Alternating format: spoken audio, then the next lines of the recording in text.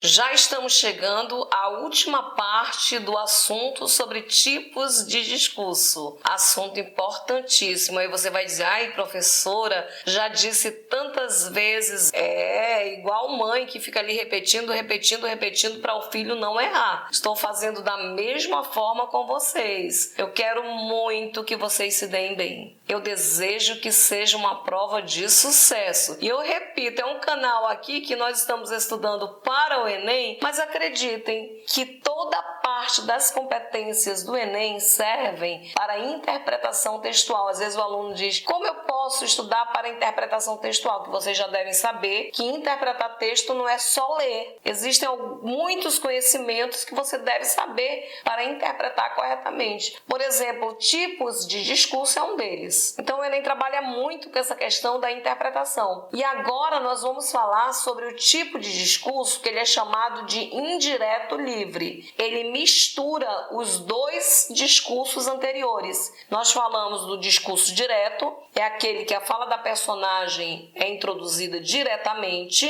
e ali com a ajuda de verbos de elocução e indicativos com sinais ali como travessão, aspas e assim por diante. Temos o discurso indireto, que é filtrado, subordinado à fala do narrador, e aqui mistura os dois, o discurso indireto livre. E para esse discurso você deve prestar bastante atenção, que ele é mais, eu digo assim, ele é mais sutil. Ele também é muito audacioso, por isso na hora da prova ele pode muito bem fazer você se enganar. E é isso que eu não quero. Fica comigo e nós vamos estudar juntos.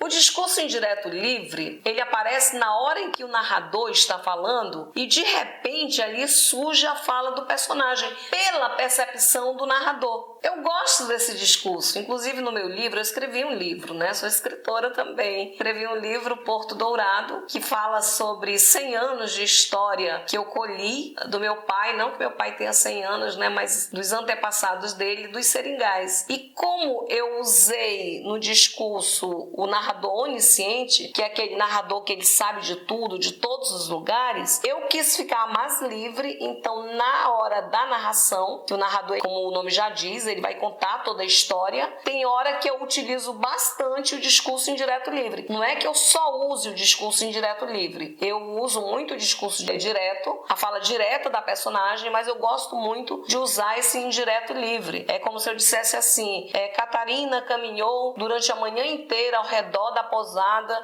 mas de repente aquilo não fazia sentido. Como pode, meu Deus, tanto estrago por causa de um vendaval? Perceberam? Anunciei o que o narrador estava falando, o narrador começou falando e de repente ele coloca o pensamento, a fala da personagem ali no meio da narração. É essa a ideia do discurso indireto livre. Ele é bem interessante, ele é bem legal. Eu gosto mais de construir o discurso indireto livre do que de identificar, porque é mais fácil identificar o meu do que o dos outros, é claro. Mas nós vamos ver aqui alguns exemplos. Neste primeiro exemplo, retirado do livro do Machado de Assis, Dom Casmurro, diz o seguinte: José Dias recusou, dizendo que era justo levar a saúde à casa de sapé do pobre. Essa parte aí que eu grifei, que era justo levar a saúde à casa de sapé do pobre, o narrador está falando e foi o narrador que falou a fala do personagem, da personagem, a fala, o pensamento e assim por diante. Tá vendo? Quando a gente analisa o discurso do outro é mais difícil. No exemplo seguinte, ela já não sabia o que fazer, estava ali construindo o discurso indireto, estava desesperada com a fome e encarrapitada. Que fome? Que faço? Tá vendo esse que fome? Que faço? É quando livremente a fala da personagem ou o pensamento da personagem surge ali por meio do narrador, da boca do narrador, mas parecia que uma luz existia misturada ali no meio do que ele está contando e muitas vezes no meio do discurso indireto. Ai, professora, ainda não estou satisfeita, ainda não entendi bem. Tá bom, então vamos a um outro exemplo. Só tenho exemplos para mostrar. Aqui tem, nas noites precedentes, uma fila de agricultores se formou na porta de uma padaria e o padeiro saiu a informar que não havia pão. Por quê? Onde estava o pão? Esse porquê, onde estava o pão, de quem era essa fala? De um dos agricultores. Mas não indica indica por meio de travessões, por meio de aspas, não tem diretamente dizendo que foi eles que falaram, não tem um verbo de elocução para indicar. Então é muito fácil ver quando você percebe que não está indicado por travessões, que não está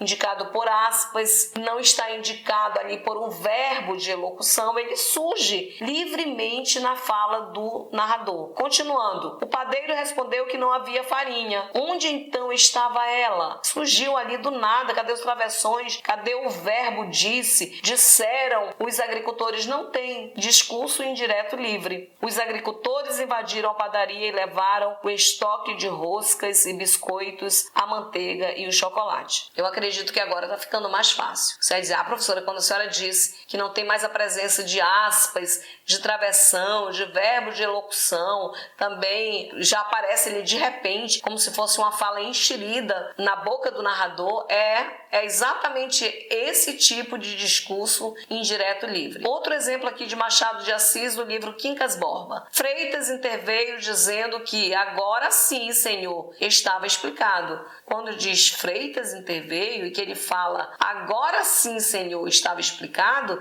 esse agora sim é a fala ou pensamento da personagem na boca do narrador. Gosto muito de trabalhar com exemplos e nós vamos a um último exemplo. Minha mãe foi achá-lo à beira do poço e intimou-lhe que vivesse. Que maluquice era aquela de parecer que ia ficar desgraçado por causa de uma gratificação menos e perder um emprego interino? Não, senhor, deveria ser homem, pai de família, imitar a mulher e a filha. Temos aqui um trecho do exemplo do Machado de Assis em que o narrador conta ali, o desespero da personagem e quando a mãe do Bentinho foi lá e o pensamento dela em torno daquela ação de desespero do pai da Capitu. É o discurso indireto livre. Gostaram? Se vocês gostaram, não esqueçam de colocar o meu like, o like é muito importante, e também de se inscrever no meu canal. Até a próxima, fiquem com Deus!